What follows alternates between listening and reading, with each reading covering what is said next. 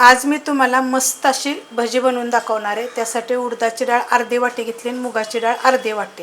हे सगळं मी 2-2 तास भिजत घातलं होतं। पाणी निथळून हे दोन्ही पण घेतलेलं आहे। आता मी काय करणार आहे, हे मिक्सरला बारीक करणार आहे।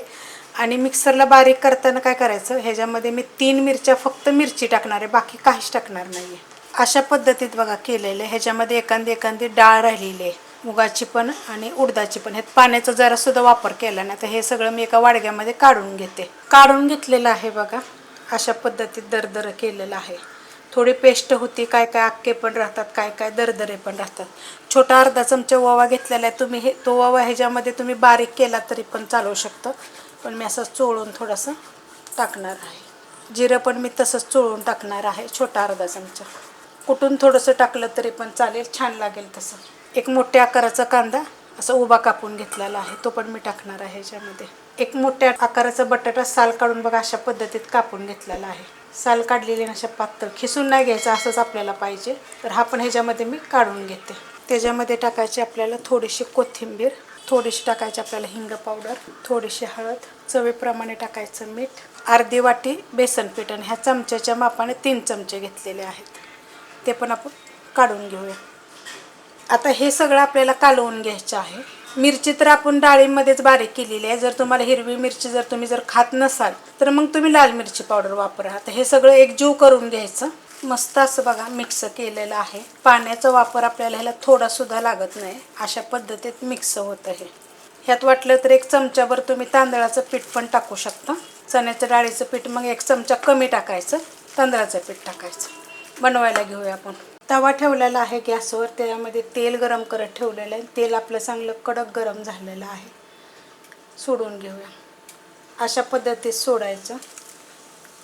जास्त असं तेल उकळतं वगैरे करायचं नाही। हे बघा असं असे पकडायचे।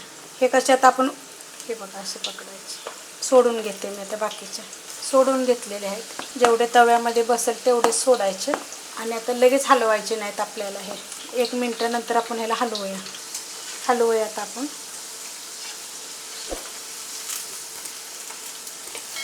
एकदम कडक कुरकुरीत होतात।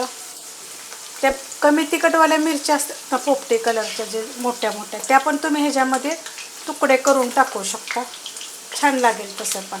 गोल्डन कलरवर करायचं, असं थोडंसं लालसर थोडंसं झाल्या पाहिजे। तर फ्राय करून घेते मी। मस्त बघा आता कलर आलेला आहे असं, अशा पद्धतीत। तेलकट जरासुद्धा होत नाहीत आणि खूप छान राहतात।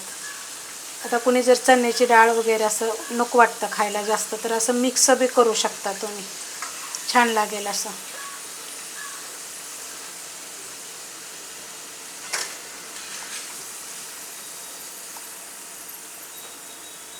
सुक्के सुक्के एकदम बघा। आता हे आतपर्यंत पण चांगले भाजले जातात। थोडेसे अजून पण लालसर केले तरी पण चालतील। एक तुम्हाला मी तोडून पण लगेच दाखवते। हे बघा, ह्याच्यामध्ये आपण काय सोडा बिडा अजिबात वापरत नाही काय। तुम्हाला हवा असला तर मग तुम्ही चिमूटभर वापरू शकता। रेसिपी कशी वाटली मला कमेंट करून सांगा। मी बाकीच्या अशा पद्धतीत करून घेते। रेसिपी आवडली तर लाईक करा, सबस्क्राईब करा, कमेंट करा आणि शेअर बी करा।